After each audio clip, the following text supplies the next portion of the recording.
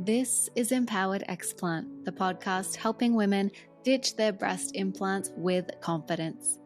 I'm Dana Mercica, a board-certified health and wellness coach and explant warrior. In this episode, I'm going to share with you the 3 key things that got me through my explant journey and helped my body heal and detox despite everything that was going on around me. And no matter what your journey looks like, they can help you too. Thank you for going on my journey with me in the last 2 episodes. If you haven't listened to those yet, I recommend you do because I share lots of little nuggets that may be helpful on your journey too. It was a little difficult to condense a couple of years into 2 episodes, but I'll be diving into individual topics that I touched on in more detail in future episodes. I basically want to take everything I learned in my explant journey, put a big bow on it, and gift it to you. But that's a big ass gift and a lot to unpack. So right now, I'm going to give you 3 powerful things to implement and practice that will support you no matter what your explant journey or life throws at you. But you gotta stick with me for all 3, okay? I've intentionally put them in order because one leads into the next. The first one is faith. Now, stay with me. This doesn't mean you need to belong to a religion or even believe in God. The definition I like to use is faith is the ability to believe in the good that you cannot yet see. I'm personally very spiritual. I believe in a power greater than myself. I believe the universe is always conspiring for our greater good and giving us signs and guidance that we can choose to listen to. I believe in manifestation and the law of attraction, and I believe that love is the greatest superpower on earth. Wherever you draw your faith from is perfectly okay. Even if you say, I don't know about all that stuff that you just said, but I do believe there's a reason for all this that I'm not aware of yet. That is faith. When it came to explanting, staying grounded in faith helped me in a lot of ways. It helped me surrender to the unknown, which is really hard for a perfectionist, planner, semi-control freak. Surrender is trust. And being able to take your fears and worries and give them a little tweak to add some trust in there can really relieve anxiety. This looks like being able to say, I don't know how I'm going to afford this surgery, but I trust I'll find a way. Or I have no idea how I'm going to choose a surgeon, but I trust I'll know I found the right one when I speak to them. Or I'm scared my boobs are going to stay looking like wrinkly pancakes, but I trust in my body's ability to heal with time, and I'm going to do everything I can to help these babies fluff. Faith also helped me look for the valuable lessons in everything, which meant everything was an opportunity for growth, no matter how shitty it was. I learned to ask for and receive help, to slow down and rest more, to listen to my body, to value my health over vanity, to trust my intuition, and to have self-compassion and not to be so mean to myself. Faith allowed me to believe that there was a purpose in what I was going through. Me getting ill with breast implant illness led my mom to find out about BII and decide to explant. Who knows? She may have never found out about BII if I didn't go through it first. Maybe that was the whole purpose of me getting breast implants 11 years ago, to save my mom's life now. And every time I experienced something difficult, I knew it would bring me more compassion and understanding to the women in this community, which, by the way, came to life through recognizing a greater purpose to all of this. There are so many ways to find purpose in this journey. Your purpose could be instilling self-love in your daughter so that she doesn't feel the need to alter her body one day. It could be sharing your story with a friend and possibly saving her life. It might be healing your body so you can get pregnant and become a mother. Even if you don't know what the purpose of all this is yet, and you just want it to all be over with, that's okay too. It may just bring you peace to believe that there is a purpose to all of this that will show up one day, even if you don't see it now. There is so much strength to be found in knowing that something is bigger than you. That's why moms have superpowers. They keep going even when it feels like they're about to break because their child is their purpose. And keeping them alive is pretty important. My favorite book that really introduced me to spirituality and got me through a very dark time in my life is The Universe Has Your Back by Gabrielle Bernstein. I'll link it in the show notes. If you're looking to dip your toes in or strengthen the faith that you already have, I highly recommend this book. I love the audio version. Her voice is incredibly soothing, and I could listen to it anytime, anywhere I needed a dose of strength. Okay, next up is self-love. I know, it sounds kind of cliche, but I'm a huge fan of some good old self-love, and I want to break it down for you. So, everything we just talked about regarding faith feeds directly into your capacity for self love. I'm not saying you can't love yourself without faith, but all of those practices and beliefs can make it a lot easier. For example, we talked about surrender, trust, compassion, purpose, and all of those things are key components of loving thyself. When I say self love, it's kind of an umbrella for a whole lot of things that are really necessary to get through your explant journey feeling good physically and emotionally. Under this umbrella are self awareness, self forgiveness, self acceptance, self esteem, and self care. And once again, each one of these feeds into the next. So I'm going to give you the Cliff Notes version of why each one is so important for healing through explant, but we'll also dive into all of these topics in a much deeper way in future episodes. Self-awareness.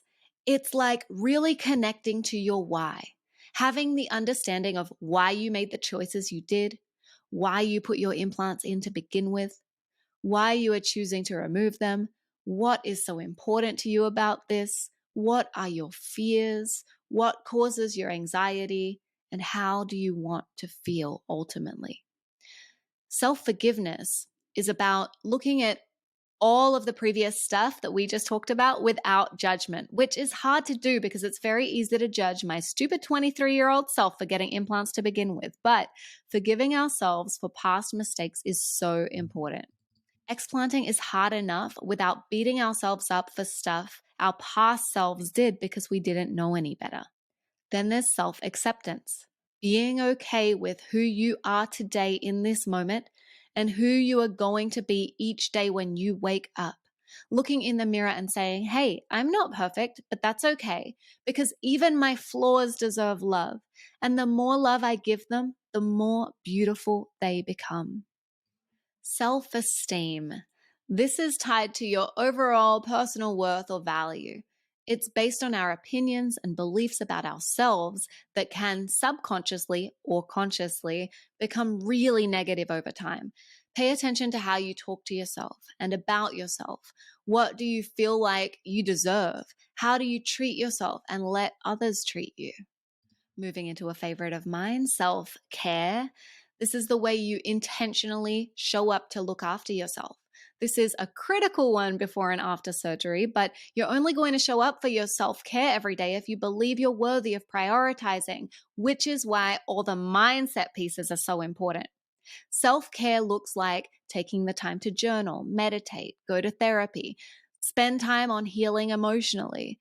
It also looks like doing yoga, working out, going for walks, stretching in the morning, and a big one post-op, making time to massage your breasts and incorporate detox practices into your daily routine. I'm telling you, the more you dedicate yourself to growing in these 5 areas, the bigger and wider your self-love umbrella gets. And so when the next storm rolls around and it's pouring down on you, you'll be protected. Another act of self-care is the last of the 3 key things that got me through my explant journey and will always be a non-negotiable for me. And that is nutrition. With everything in my life that was basically crumbling around me, what I chose to put in my mouth, and I'm talking about food, was the one thing I could actually control. And when you look at nutrition from that perspective, it is so empowering. Eating the right foods before and after surgery can make a huge difference in your explant journey. It can help alleviate your breast implant illness symptoms, have a healthier, easier surgery, flush the anesthesia and medications from your system, help with post-op pooping and bloating. Yes, constipation is a real thing. Speed up your recovery, help your skin repair and regenerate, help your body detox, and rebalance energy, mood, gut health, and hormones. I was eating healthy prior, but as soon as I booked my surgery, it became my goal to do whatever I could to have the most successful surgery and recovery possible. Think about it like this.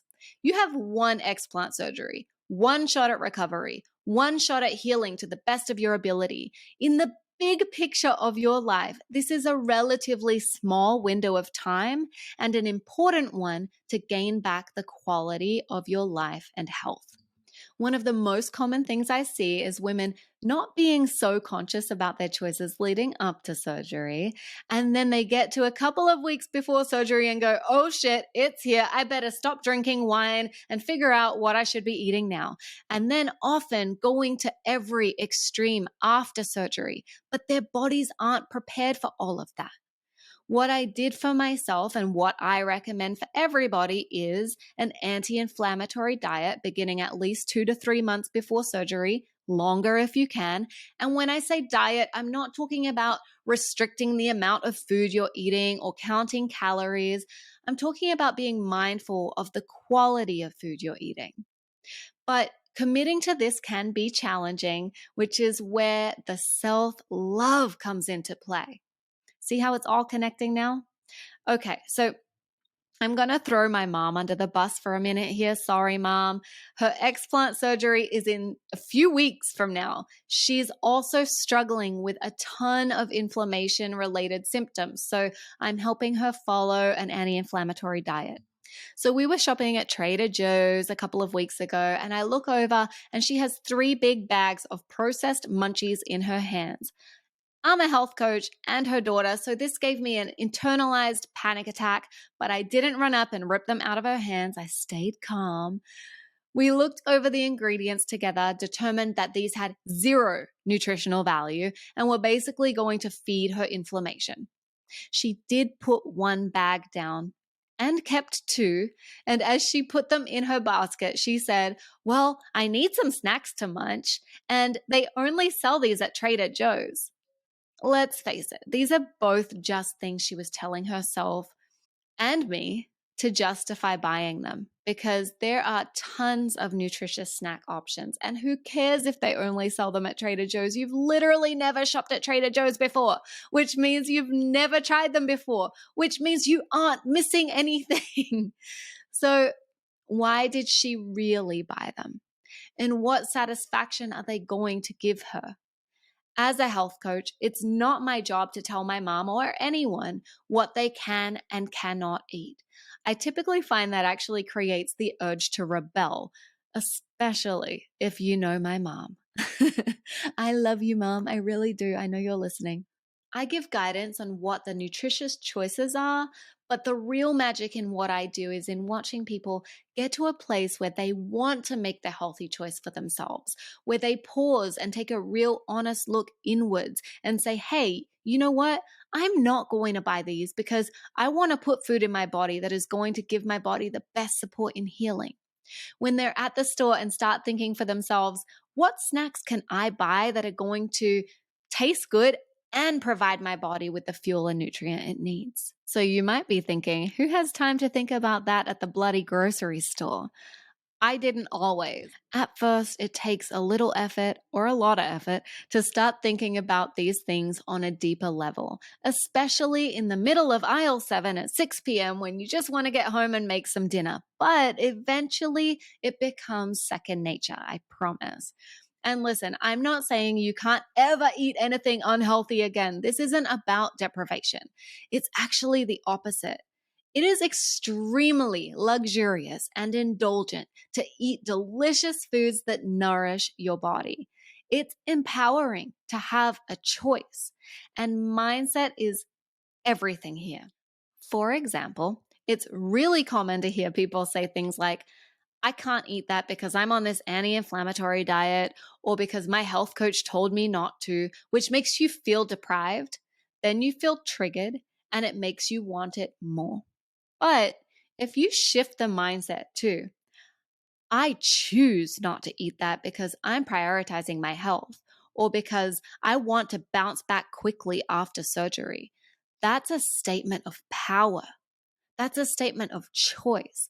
And you're much more likely to walk away from that gluten and sugar filled donut feeling really good about your choice rather than bummed and deprived. This is really about connecting to your why and that self-awareness piece that we spoke about earlier. So I'll tell you a little story about myself.